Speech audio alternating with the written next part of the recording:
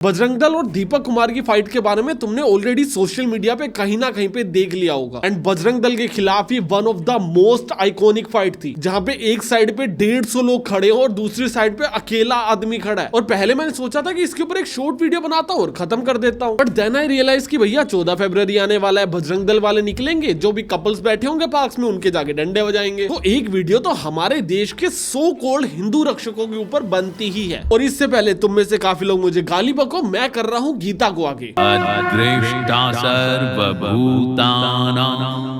मैत्रः करुणः एव च निर्ममो निरहंकारः समदुःखः सुखः क्षमी। अर्थात जो सभी प्राणियों से द्वेष रहित है, करुणावान है, अहंकार और ममता से रहित है, वह भक्त मुझे प्रिय है। जिसको समझ नहीं आया शॉर्ट में बता देता हूँ। श्री कृष्ण जी कह रहे हैं कि जो भी आदमी किसी भी प्राणी से नफरत करता है या फिर बदले की भावना रखता है वो मुझे पसंद नहीं है। दैट मीन्स गीता के अकॉर्डिंग वॉयलेंस ना करने की सीख दी गई है। तो जो भी इस वीडियो के बाद मुझे ये बोलने वाले कि भैया जब तू पैदा नहीं हुआ था तब जो ये चीज हुई थी तब तू क्यों नहीं बोला, या फिर जब तू बहुत छोटा होता था सन इतने इतने के अंदर ये चीज हुई थी तब तू क्यों नहीं बोला, भाई मैं नहीं था तब। और अगर तुम्हारे अकॉर्डिंग सो कॉल्ड हिंदू रक्षक सही है तो ये कैसी रक्षा की जा रही है जिसके अंदर हिंदुइज्म के रूल्स को फॉलो किया ही नहीं जा रहा। 8 अक्टूबर 1984 को बजरंग दल बनाई गई थी और इसका एजेंडा किसी भी आदमी को परेशान करना नहीं था बल्कि हिंदुइज्म को प्रोटेक्ट करना था। जहां पे भी फोर्सफुली हिंदुओं को कन्वर्ट किया जाता था ये लोग उसकी रक्षा करते थे, प्रो हिंदू काम करते थे, गौ रक्षा करते थे, हिंदुओं की रक्षा करते थे। इसका पूरा का पूरा एजेंडा हिंदुओं को सिक्योर करना और हिंदुइज्म को आगे लेके जाना था। अभी इस पूरी स्टेटमेंट में कुछ लोगों को लग रहा होगा कि यार गौ रक्षा क्यों आ रही है बीच में, तो उन सबको मेरा जवाब है कि भैया अगर किसी के बिलीव्स हैं किसी भी चीज के अंदर तो उसके अंदर तुम्हें क्वेश्चन करने का कोई भी हक नहीं है। अगर कोई भी अपने बिलीव्स को फॉलो करना चाहता है तो वो आदमी कर सकता है अनटिल अनलेस वो तुम्हें परेशान ना कर रहा हो। एंड ये परेशानी पहले नहीं की जाती थी और आज की डेट में बजरंग दल के अंदर की जाती है, क्योंकि बजरंग दल ने जो अपना कोर है ना उसको खो दिया है। एक ऑर्गेनाइजेशन जो शुरू किसी और काम के लिए हुई थी पर आज एक पार्टी की पपेट बन के रह गई है। एंड सबसे क्रेजी बात वो पार्टी डायरेक्टली बजरंग दल को कंट्रोल भी नहीं करती है। तुम लोग सबसे पहले कॉन्सेप्ट समझो। बजरंग दल की एक बहुत फेमस न्यूज है कि भैया ये 14 फरवरी को पार्क्स के अंदर निकलते हैं, मॉल्स में निकलते हैं और कैफेज के अंदर निकलते हैं। वहां पे जाके देखते हैं जो भी कपल्स बैठे होते हैं और वो शादीशुदा नहीं होते हैं उनको हैरेस करते हैं, उनको मार के भगा देते हैं, कभी किसी के सिर पे डंडा मार देते हैं, कभी उनको पकड़ लेते हैं, उनकी फैमिली को फोन करते हैं और उनको बुलाया जाता है, उनके घर तक पहुंचाया जाता है कि भैया आपका बेटा किसी और के साथ घूम रहा है या आपकी बेटी किसी और के साथ घूम रही है। और ये चीजें तब की जाती है जब दोनों की एज 18 साल से ज्यादा होती है और उनको पार्क के अंदर या फिर किसी कैफे के अंदर बैठने की आजादी इंडियन कॉन्स्टिट्यूशन ने दी है। फिर भी ये लोग किसी के प्राइवेट स्पेस के अंदर घुसते हैं, कॉन्स्टिट्यूशन के अकॉर्डिंग जो उसको राइट टू लिव दिया गया उसको पूरी तरह से खारिज कर देते हैं और अपना खुद का कानून बनाते हैं कि भैया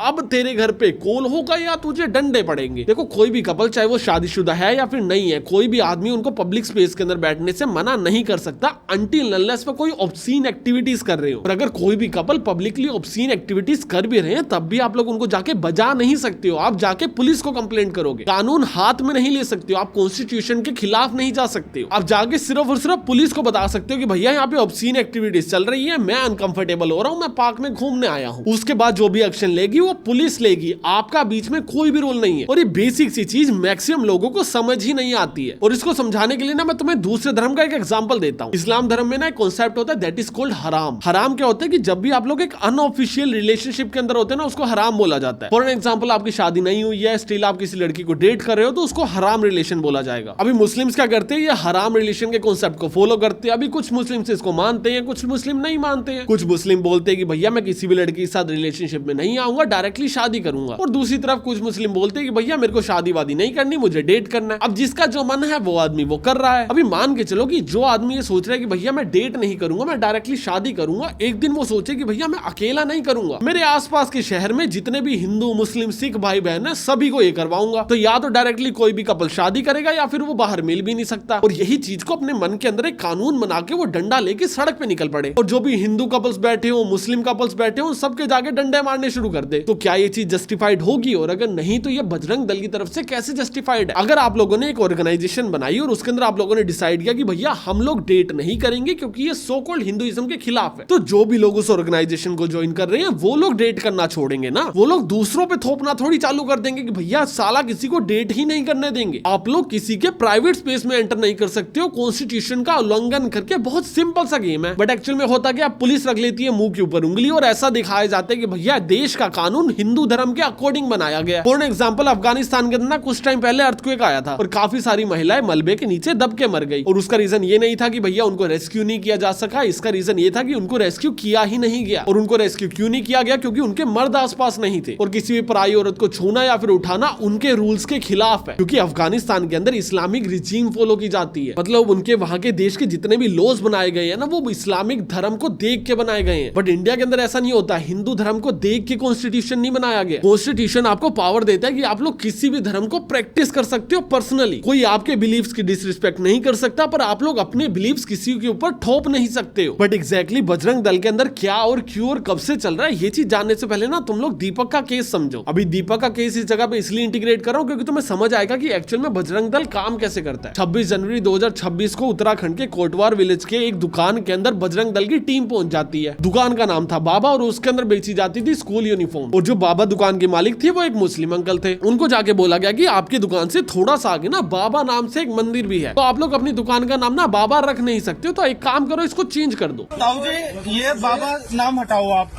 या तो बाबा बन जाओ। पर ये बाबा हटवाओ ये हमारे सिद्ध बाबा हैं। अभी वो जो मुस्लिम अंकल थे उन्होंने बोला कि भैया मैं कैसे चेंज कर दूं, मेरा तो 30 साल से यही नाम है, मेरी तो गुडविल खराब हो जाएगी। अभी मुझे पता है कि तुम्हें गुडविल पता है, पर कुछ यहाँ पे बजरंग दल सपोर्टर्स भी होंगे ना, उनको बता देता हूँ गुडविल क्या होता है। मान के चलो कि एक ऑर्गेनाइजेशन का आज की डेट में नाम है बजरंग दल। कल को अगर हम इसका नाम बदल के राम या फिर शिव दल कर देते हैं तो नाम तो अच्छा है, पर जितने लोग बजरंग दल को जानते हैं उतने लोग राम दल या फिर शिव दल को नहीं जानते होंगे ना। आपको राम दल या फिर शिव दल से दोबारा अपनी पहचान बनानी पड़ेगी, वो भी शुरू से। तो जो भी आप लोगों को शायद आज की डेट में फंडिंग अगर मिलती है तो वो कम मिलेगी। जो भी लोग बजरंग दल को बजरंग दल के नाम से ज्वाइन करते हैं वो ज्वाइन करना बंद कर देंगे, क्योंकि लोगों ने शिव दल या फिर राम दल पहले सुना ही नहीं होगा। वो थोड़े स्पेक्टिकल होंगे कि भैया जाना चाहिए या फिर नहीं जाना चाहिए, हमारी आइडियोलॉजी उनसे मैच होगी या फिर नहीं होगी, क्योंकि लोग बजरंग दल के बारे में जानते हैं। ऐसे अंकल की दुकान को बाबा के नाम से पिछले 30 सालों से लोग जानते हैं और ये एकदम से एंट्री लेते हैं और कहते हैं भाई एक काम कर, नाम चेंज कर। और इसलिए चेंज कर क्योंकि बाबा नाम हिंदू धर्म का नाम है। और ये चीज सुन के मैं अलग ही हैरान कि यार बाबा पे कब पेटेंट करवा दिया हमने। बाबा तो कल्चरल नाम नहीं है क्या?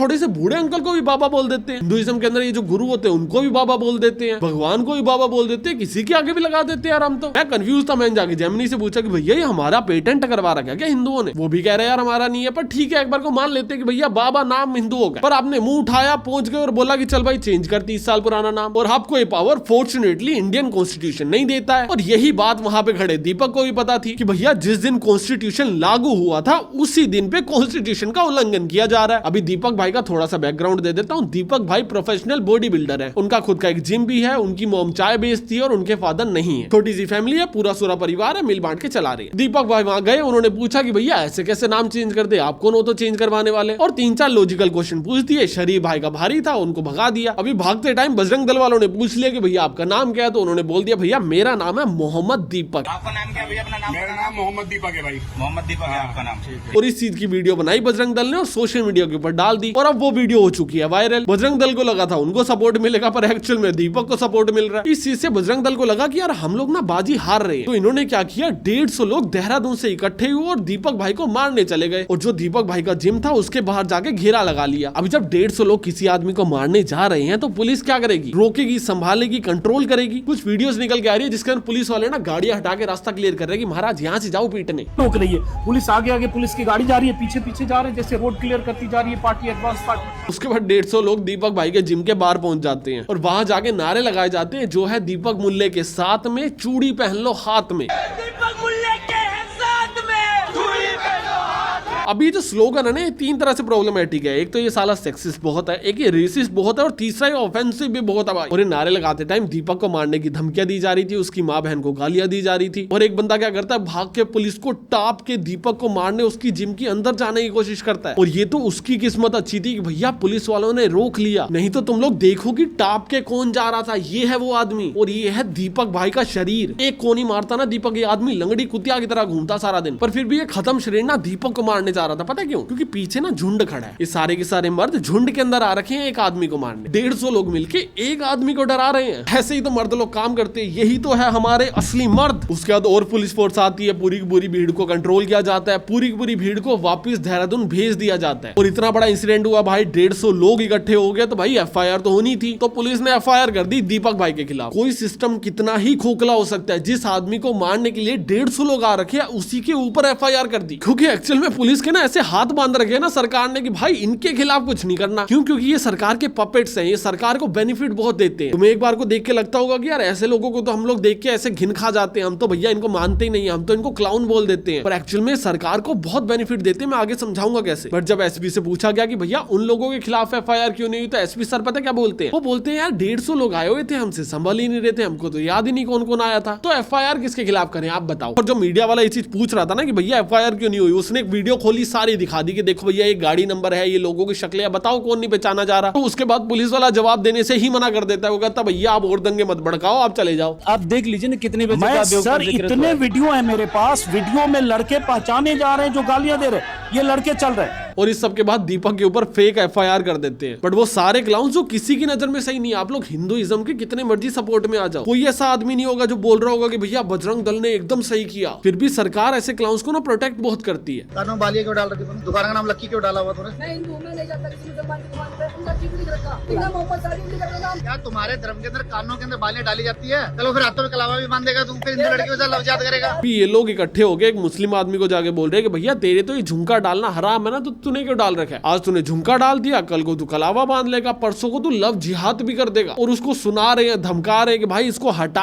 अभी एक मुस्लिम आदमी जिसके धर्म के अंदर कुछ चीजें हराम है और वो उसको फिर भी करना चाहता है अपनी पर्सनल चॉइस से। इन लोगों को उससे भी दिक्कत है, ये उसकी भी मोरल पॉलिसिंग करने चले गए कि भैया तेरे धर्म में तो हराम है, तूने कैसे कर दिया? ये तो हमारे धर्म का पेटेंट है, हमारे ही धर्म वाले लोग सिर्फ कान छिदवा सकते हैं, तुमने कान कैसे छिदवा लिया? ये बेले जाहिल लोगों की तुम्हें ऐसी जितनी भी वीडियोस मिलेगी ना, हमेशा देखना सिर्फ और सिर्फ गरीबों को बोला जा रहा है। शाहरुख खान अपनी किसी मूवी के अंदर कान छिदवा लेगा, उसको नहीं बोलेंगे, वो भी मुस्लिम है, औकात नहीं है ना बोलने की। स्विगी राइडर को पकड़ लेंगे कि भैया मंगलवार है, चिकन क्यों लेके जा रहा है। केएफसी की दुकान में घुस जाएंगे, उन लोगों से जाके बहसेंगे और लड़ेंगे जो 15,000 की सैलरी के ऊपर पूरा महीना काम कर रहे हैं। हमेशा इनका टारगेट एक गरीब आदमी ही होता है। भैया नवरात्रे चल रहे हैं तो केएफसी नहीं बिकेगा, तो एक काम करो नवरात्रों को ना कॉन्स्टिट्यूशन में ऐड करवा दो। अरे तुम्हारा पर्सनल फेस्टिवल है एक धर्म का, बाकी धर्म जीना छोड़ दे धरती के ऊपर। मैं खुद वेजिटेरियन आदमी हूँ, आज तक नॉन वेज नहीं खाया, ना मैं खाऊंगा, बट फिर भी बेसिक कॉमन सेंस तो है ना मेरे पास। और ये गरीब लोगों को ना हमेशा हुड़दंग के लिए परेशान किया जाता है। याद है जब मैं बता रहा था देहरादून से 150 लोग आए थे, उसमें से एक आदमी पता कौन था? या तुम्हें एक क्लिप दिख रही होगी, इस बंदे का नाम है सोरम नोडियाल। और पंच न्यूज के अकॉर्डिंग देखा जाए तो ये बंदा बीजेपी का जिला अध्यक्ष है, और बीजेपी का जिला अध्यक्ष देहरादून से एक आदमी को साथ वाले शहर के अंदर मारने आ रखा था। इसीलिए नहीं हुई उनके ऊपर एफआईआर, क्योंकि वहाँ पे बीजेपी का रूल है। आपकी दिमाग की तारें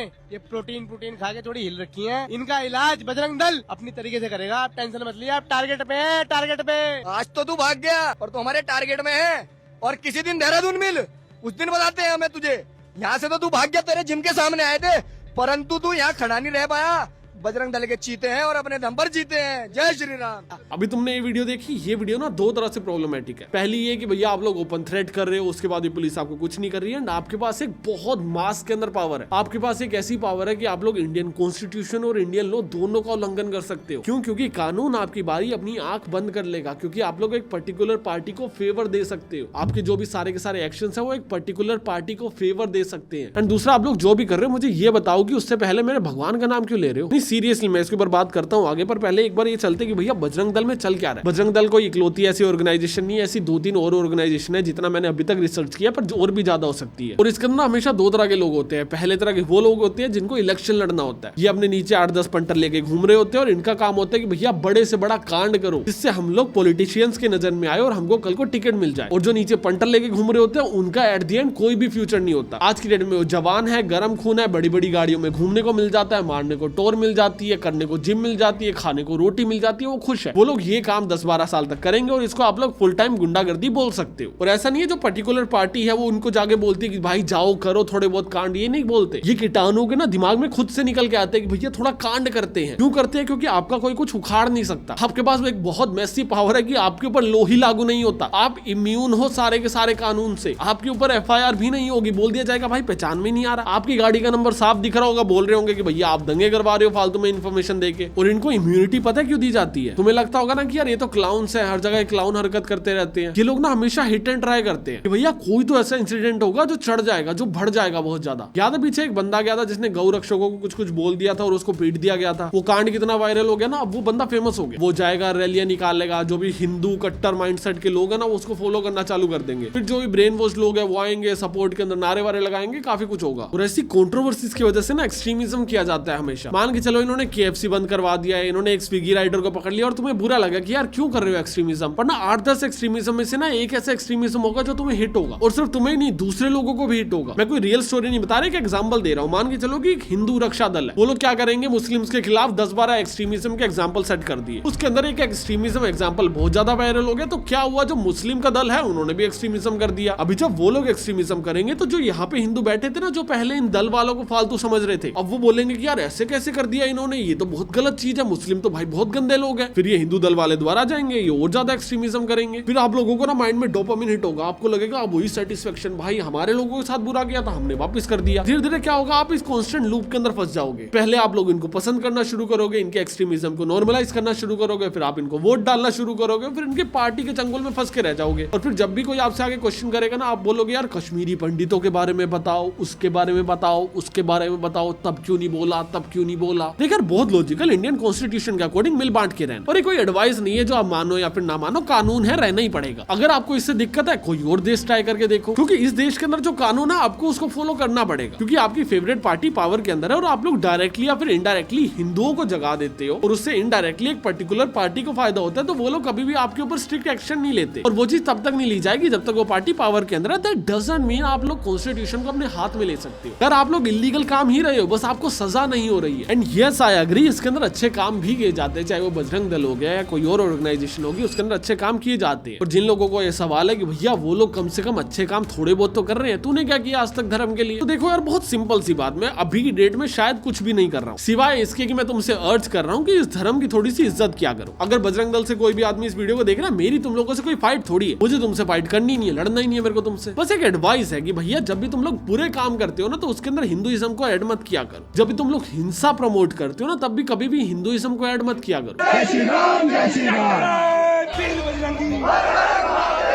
राम का नाम ले लिया, हनुमान का नाम ले लिया, उसके बाद जाके किसी मुस्लिम को मार दिया, ये चीजें गलत है। आप जो चीजें अच्छी करते हो उसके ऊपर तो कोई क्वेश्चन ही नहीं है ना कि हाँ भाई करते हो, बट वो आपको पावर नहीं दे देता कि आप बुरे काम भी करोगे। मैं तुम्हें इस चीज का ना एक एग्जांपल देता हूँ। मैं ना बचपन में रामलीला किया करता था, अभी बचपन की बात है, 7वीं 8वीं क्लास के अंदर होते थे और हमने 4 साल लगातार रामलीला की है। और मैं हर बार लक्ष्मण का रोल प्ले करता था। तो हमारा प्रोसेस क्या होता था, हम लोग 1.5 महीना पहले शुरू कर देते थे, घर घर जाके चंदा मांगते थे और 14 दिन की रामलीला करते थे। उस चंदे से टेंट खड़ा करते थे, कॉस्ट्यूम्स बाय करते थे, राइटर्स लेते थे, बुक लेते थे, सब कुछ खुद ही से मैनेज करते थे, बच्चे मिलके। और कुछ जो अंकल्स होते थे जो सोसाइटी के अंदर होते थे, वो थोड़ा बहुत मदद कर देते थे, रिहर्सल कैसे करनी है, टेंट वगैरह कहां से जुगाड़ करना, और हम लोग रामलीला करते थे। अभी 8th 9th क्लास के बच्चे हैं, गरम खून है, सारे के सारे जवान हो रखे हैं, सेम एज के हैं, तो एक दूसरे को गालियां बहुत देते थे हम लोग। और उस टाइम पे कूल भी लगता था ना कि भैया नई नई गालियां सीखी हम तो देंगे। तो हम लोग जब रिहर्सल कर रहे होते थे ना, हम लोग तब भी एक दूसरे को गालियां दे रहे होते थे, वो भी कॉस्ट्यूम पहन के। तो एक दिन हम एक दूसरे को गालियां दे रहे थे, मस्ती मजाक कर रहे थे ना, पीछे से एक अंकल ने एंटर किया और उन्होंने बोला कि यार मत करो रामलीला, अगर तुम लोगों को राम की कॉस्ट्यूम पहन के ऐसे डिसरिस्पेक्ट ही करना ना तो मत करो, या फिर जब तक रामलीला कर रहे हो तब तक गाली देना बंद करो। और हमने एक्चुअल में उस चीज को माना, हमने गाली देना बंद कर दिया। 8वीं क्लास का वो बच्चा, सिर्फ मैं मेरी बात भी नहीं कर रहा, उस पूरे सोसाइटी के सारे बच्चों ने, जो बच्चा रामलीला के अंदर पार्टिसिपेट करता था, सभी ने गाली देना ही बंद कर दिया। और जो कोई दे भी देता था तो भाई खुद से माफी मांगता था 50 बार की भैया अगली बार नहीं निकलेगी। उस टाइम पे उस छोटे बच्चे के दिमाग के अंदर भी ये था कि भैया डिसरिस्पेक्ट नहीं करना है धर्म का। अगर आप लोग अवेयरनेस नहीं कर पा रहे हो तो डिसरिस्पेक्ट तो एटलीस्ट मत करो। और आप लोग जो भी कर रहे हो वो कानून कानूनन रूप से एक अपराध है, बट क्योंकि एक पर्टिकुलर पार्टी आपको सपोर्ट कर रही है तो आपका अपराध अपराध माना ही नहीं जा रहा है। बट दैट डजंट मीन आप लोग एक धर्म को भी डिसरिस्पेक्ट करोगे ना। आज के डेट में कितने जोक्स बनते हैं ना कि भैया मुस्लिम आदमी है, इसका बैग चेक करो बम निकलेगा। बोलते हैं ना कि भैया हर मुसलमान टेररिस्ट नहीं होता, पर हर टेररिस्ट मुसलमान ही होता है। अब ये क्या, ये चीजें स्टीरियोटाइप बन चुकी है। क्यों बन चुकी है? क्योंकि भैया बहुत बार ऐसी चीजें हुई हैं, बहुत बार टेरर एक्टिविटीज से पहले या फिर बम फोड़ने से पहले ना अल्लाह का नाम लिया गया है। अल्लाह आपको जन्नत देंगे, सो कॉल्ड नैरेटिव्स को प्रमोट करके लोगों को रेडिकलाइज किया गया, उनका माइंड वॉश किया गया। इसी तो मैं अक्सर आप लोगों को कहता हूँ ना कि आप अल्लाह से दुआ करें, अल्लाह हमें बगैर हिसाब किताब के जन्नत में दाखिल फरमा,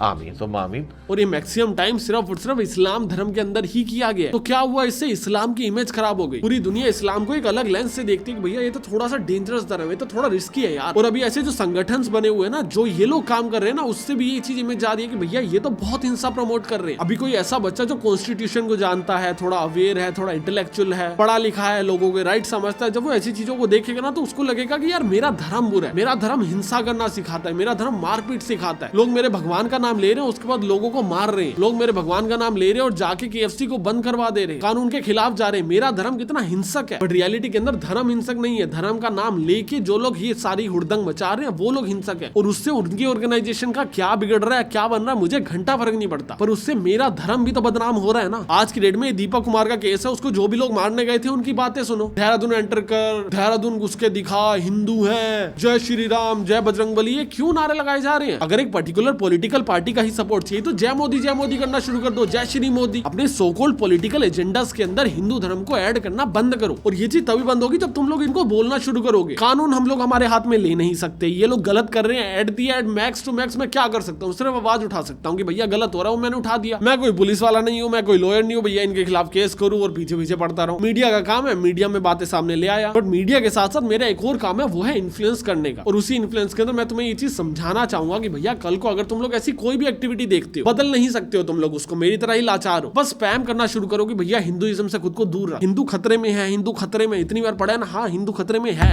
हिंदुओं से खतरे में है हिंदू, ये हिंसक माइंडसेट से खतरे में है हिंदू। और मिल बांट के इसको बचा लो, प्राउड से बोलते ना भैया हमारे धर्म के अंदर हिंसा नहीं सिखाई जाती, हमारा धर्म वन ऑफ द ओल्डेस्ट धर्म है। जो प्राउड है ना इसको अपने साथ रखो। धर्म की इमेज वो मत बनने दो जिससे आपको कल को एक्सेप्ट करने में शर्म आए कि भैया मैं हिंदू धर्म से हूँ। बहुत अच्छी खासी इमेज है हिंदू धर्म की, इन लोगों के हाथों से छीनो वो पावर। आपके धर्म की रिप्रेजेंटेशन पहले फेक बाबाओं ने करी और अब ये लोग कर रहे हैं। स्टैंड लेना शुरू करो थोड़ा बहुत। बाकी तुम्हारा इसके ऊपर क्या ओपिनियन है मुझे कमेंट सेक्शन में बताना। मैं तुमसे मिलता हूँ अगली वीडियो में, तब तक के लिए